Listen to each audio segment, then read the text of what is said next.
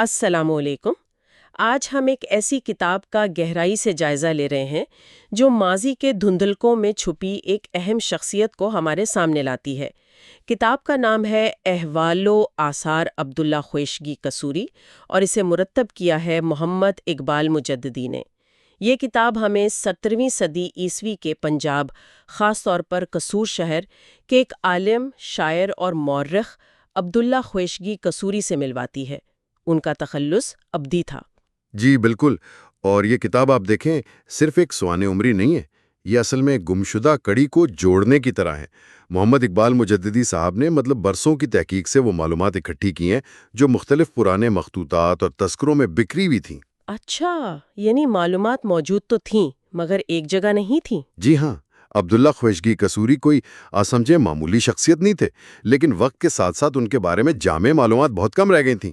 تو مجددی صاحب نے نہ صرف ان کی زندگی کے نقوش اجاگر کیے ہیں بلکہ ان کی کئی اہم تصانیف کا بھی تفصیلی تعارف کروایا ہے۔ تو آئیے اس تحقیقی کاوش کے ذریعے عبداللہ خویشگی قصوری کے علمی اور ادبی دنیا میں قدم رکھتے ہیں۔ دیکھتے ہیں کہ محمد اقبال مجددی صاحب نے کن پہلوؤں کو زیادہ اہمیت دی ہے اور ابدی کی شخصیت اور کام آج ہمارے لیے کیا معنی رکھتے ہیں۔ گفتگو شروع کرنے کے لیے یہ جاننا ضروری ہے کہ یہ خویشگی کون تھے اور جس زمانے میں عبداللہ خویشگی قصوری تھے اس وقت قصور شہر کی کیا حیثیت تھی۔ تھوڑا پس منظر سمجھا دیں۔ آپ نے بہت اہم نکتہ اٹھایا۔ دیکھیں، خویشگی دراصل ایک پشتون قبیلہ تھا۔ یہ لوگ افغانستان سے ہندوستان آئے اور پنجاب کے مختلف علاقوں میں، خاص طور پر قصور میں آباد ہوئے۔ قصور شہر، جو اس زمانے میں دریائے بیاس کے قریب تھا اور لاہور سے زیادہ دور نہیں، اس کی ایک خاص اہمیت تھی۔ اچھا، کس لحاظ سے؟ جی، وہ ایک اسٹریٹجک مقام تو تھا ہی، لیکن ساتھ ہی علم و ادب اور روحانیت کا بھی مرکز بن چکا تھا، خاص طور پر وہاں جو افغان خاندان آباد ہوئے ان کے لیے۔ تو عبداللہ خویشگی قصوری اسی مردم خیز زمین سے اٹھے تھے۔ کتاب میں ان کے والد کا نام عبد القادر ملتا ہے اور ان کے ایک بھائی عبد الستار شورشیانی، ان کا بھی ذکر ہے۔ مجددی صاحب نے بڑی محنت سے ان کا شجرہ نسب بھی کتاب میں شامل کیا ہے، جس سے ان کے خاندانی پس منظر پر روشنی پڑتی ہے۔ اچھا، تو ان کا تعلق ایک علمی مرکز سے تھا اور ایک معزز پشتون خاندان سے۔ ان کی اپنی زندگی کا سفر کیسا رہا؟ تعلیم کہاں سے حاصل کی؟ کیا سفر وغیرہ بھی کیے اور کن لوگوں سے ان کے مراسم رہے؟ یہ پہلو یقیناً دلچسپ ہوں گے۔ جی، ان کی زندگی کا سفر واقعی کافی بھرپور تھا۔ ابتدائی تعلیم تو غالباً قصور ہی میں ہوئی ہوگی، لیکن اعلیٰ تعلیم کے لیے انہوں نے اس وقت کے سب سے بڑے علمی مرکز یعنی لاہور کا رخ کیا۔ وہاں انہوں نے شیخ محمد سعید لاہوری اور شیخ نعمت اللہ لاہوری جیسے آپ سمجھے بہت نامور اساتذہ سے علم حاصل کیا۔ یہ تو بڑے نام ہیں اس دور کے۔ جی ہاں، لاہور اس زمانے میں علم و فضل کا گڑھ سمجھا جاتا تھا۔ پھر ان کی زندگی کا ایک بڑا حصہ دکن کے علاقے میں گزرا، خاص طور پر اورنگ آباد میں۔ اس کی ایک بڑی وجہ نواب دلیر خان سے ان کی وابستگی تھی۔ یہ اورنگزیب کے دور کے ایک اہم امیر تھے۔ کتاب میں اس طویل قیام کا اور اس تعلق کا ذکر ملتا ہے۔ دکن میں قیام، یہ تو کافی دور ہو گیا لاہور سے۔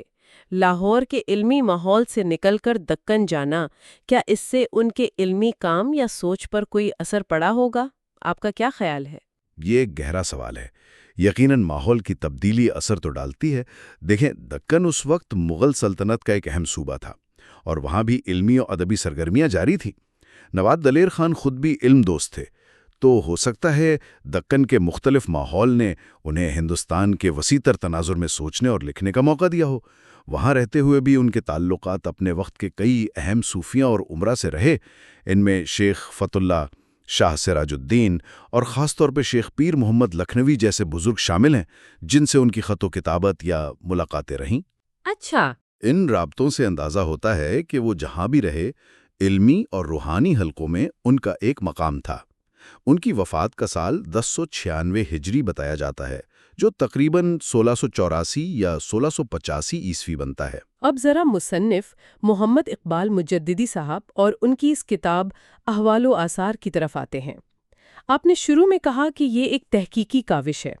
آخر انہیں اس کتاب کو لکھنے کی ضرورت کیوں پیش آئی؟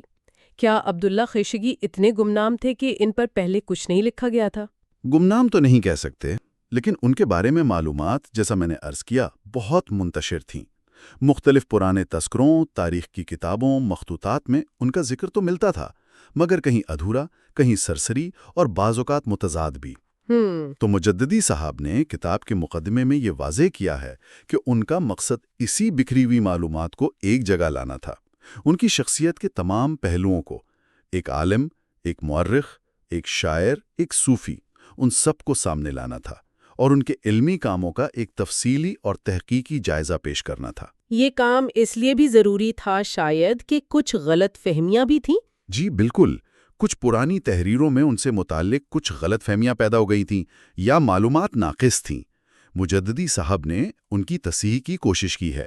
اس کے لیے انہوں نے نایاب قلمی نسخوں تک رسائی حاصل کی اور ان کا تقابلی مطالعہ کیا، جو بذات خود ایک بڑا علمی کام ہے۔ یہ تو واقعی ایک محققانہ ذمہ داری کا احساس دلاتا ہے۔ کتاب کی ترتیب کس طرح رکھی گئی ہے؟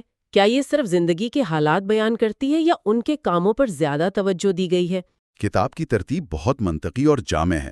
شروع میں جیسا کہ ہم نے بات کی، ان کے خاندان اور آبا و اجداد کا تعارف ہے، پھر ان کی زندگی کے حالات ہیں، تعلیم و تربیت، اساتذہ، ہم عصر شخصیات، عمرہ سے روابط، ان سب کا تفصیلی ذکر ہے۔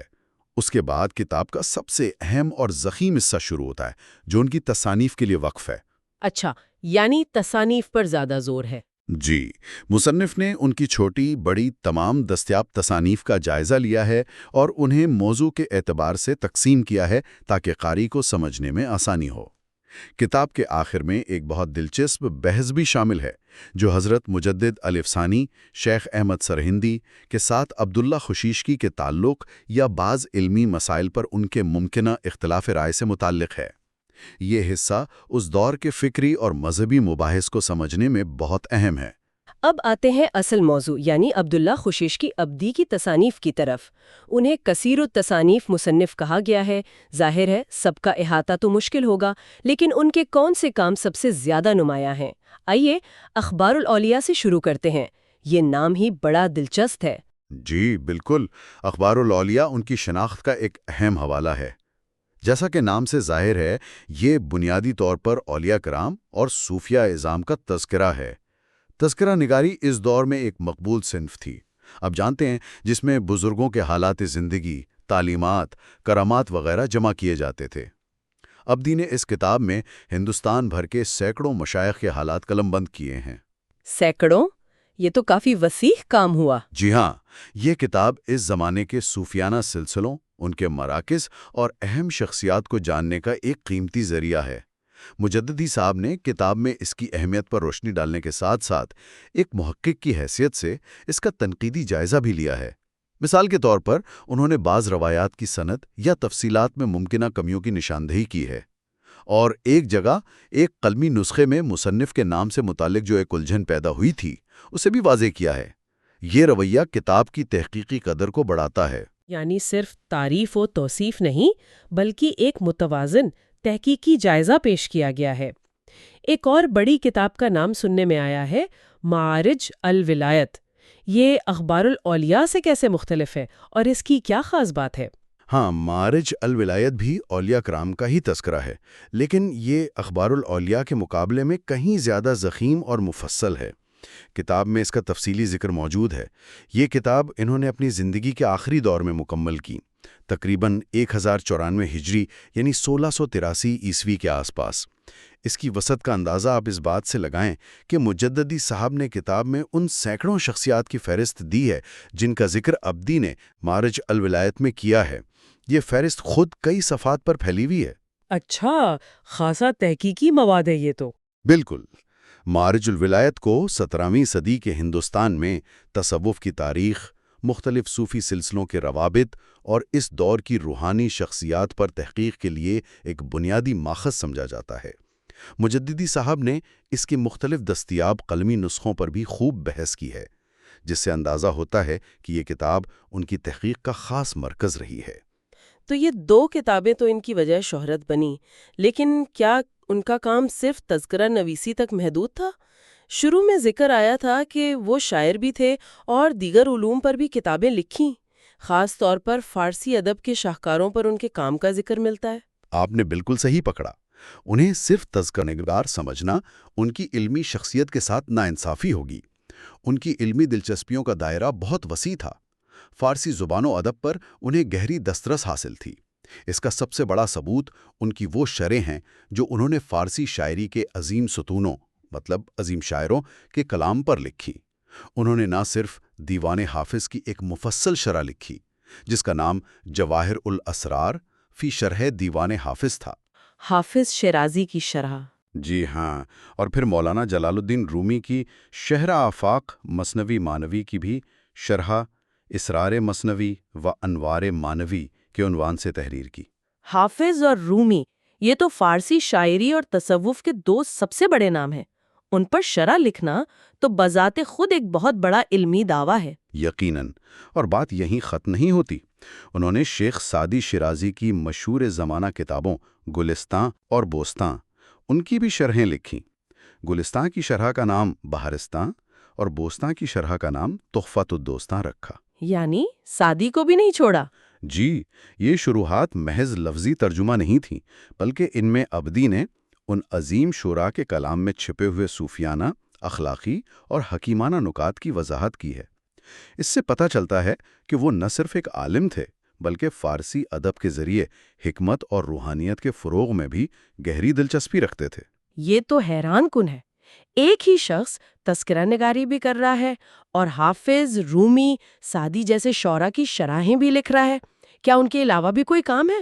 مطلب اور کن موضوعات پر لکھا؟ جی ہاں، ان کے علاوہ بھی تصوف کے عملی اور نظری پہلوؤں پر، فقہ پر، تاریخ اور دیگر موضوعات پر ان کے متعدد رسائل اور چھوٹی کتابوں کا ذکر مجددی صاحب نے اپنی کتاب میں کیا ہے، اور ان کی ایک تفصیلی فہرست بھی فراہم کی ہے۔ یہ فہرست ان کی ہمہ جہت علمی قابلیت اور محنت کی گواہ ہے۔ یہ بھی یاد رکھنے کی بات ہے کہ وہ خود بھی شاعر تھے اور ابدی تخلص استعمال کرتے تھے۔ ان کا یہ تخلص ان کی تصانیف میں جگہ جگہ ملتا ہے۔ اچھا، ابدی ان کا تخلص تھا؟ جی، اور لوگ انہیں احتراماً خلیفہ جی کے لقب سے بھی پکارتے تھے، جو ممکنہ طور پر ان کے تدریسی یا روحانی مرتبے کی طرف اشارہ کرتا ہے۔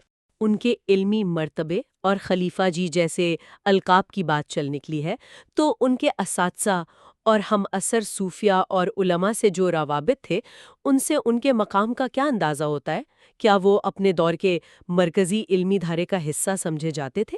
بالکل، ان کا لاہور جیسے علمی مرکز میں جانا اور وہاں کے جید اساتذہ سے تعلیم حاصل کرنا ہی اس بات کی دلیل ہے کہ وہ علم کے حصول کے لیے کتنے سنجیدہ تھے۔ پھر جیسا کہ ہم نے ذکر کیا، ان کے اپنے دور کے مشہور صوفیہ جیسے شیخ پیر محمد لکھنوی اور دیگر بزرگوں سے روابط اور خط و کتابت، یہ سب ثابت کرتے ہیں کہ وہ علمی اور روحانی حلقوں میں ایک جانی پہچانی اور قابل احترام شخصیت تھے۔ ان کا تعلق صرف علماء اور صوفیہ تک محدود نہیں تھا، امراء اور حکومتی شخصیات سے بھی ان کے روابط تھے۔ خاص طور پر نواب دلیر خان سے ان کا طویل تعلق قابل ذکر ہے۔ یہ تعلق اس دور کے ایک عام رواج کی عکاسی کرتا ہے جہاں علماء و صوفیہ کو امراء کی سرپرستی حاصل ہوتی تھی اور وہ بسا اوقات مشیر کا کردار بھی ادا کرتے تھے۔ اس سے ان کی سماجی حیثیت کا بھی اندازہ ہوتا ہے۔ تو محمد اقبال مجدیدی کی کتاب احوال و آثار عبداللہ خویشکی قصوری کے اس جائزے سے جو تصویر ابھرتی ہے، وہ ایک ایسی شخصیت کی ہے جو صرف قصور یا پنجاب تک محدود نہیں تھیں، بلکہ جس کے علمی اور روحانی اثرات دکن تک پھیلے ہوئے تھے۔ ایک عالم، ایک مورخ، ایک شاعر، ایک مکمل علمی پیکر۔ بلا شبہ مجددی صاحب کا اصل کمال یہی ہے کہ انہوں نے ان تمام بکھرے ہوئے رنگوں کو یکجا کر کے عبداللہ خویشکی ابدی کی ایک مکمل اور جیتی جاگتی تصویر پیش کی ہے۔ انہوں نے نہ صرف ابدی کی شخصیت اور ان کے وسیع علمی کام، خاص طور پر اخبار الاولیاء اور معارج الولایت جیسی بنیادی تصانیف کو تاریخ کے صفحات میں محفوظ کیا ہے، بلکہ اس کے ذریعے 17ویں صدی کے ہندوستان کی علمی، ادبی، سماجی اور روحانی تاریخ کو سمجھنے کے لیے ایک بیش قیمتی کلید فراہم کی ہے۔ یہ کتاب صرف ایک فرد کی سوانح حیات نہیں، بلکہ اپنے عہد کی تاریخ اور فکر کا ایک اہم دریچہ ہے۔ آج کے اس گفتگو کے اختتام پر ایک خیال ذہن میں آ رہا ہے۔ جس طرح عبداللہ خویشگی قصوری نے اپنے زمانے کے بزرگوں اور ان کی تعلیمات کو محفوظ کرنے کے لیے اخبار الولیاء اور مارج الولایت جیسی ضخیم کتابیں لکھنے کی مشقت اٹھائی، وہ ظاہر کرتا ہے کہ اس دور میں اپنی علمی اور روحانی تاریخ کو محفوظ کرنے کو کتنی اہمیت دی جاتی تھی۔ سوال یہ پیدا ہوتا ہے کہ کیا آج کے دور میں جب ہمارے پاس معلومات کو ریکارڈ کرنے اور پھیلانے کے لیے کہیں زیادہ آسان اور طاقتور ذرائع موجود ہیں، کیا ہم اپنی فکری، علمی اور روحانی میراث کو محفوظ رکھنے کے لیے ویسی ہی لگن اور سنجیدگی کا مظاہرہ کر رہے ہیں؟ یہ ایک ایسا سوال ہے جو ہمیں اپنے حال اور مستقبل کے بارے میں سوچنے پر مجبور کرتا ہے۔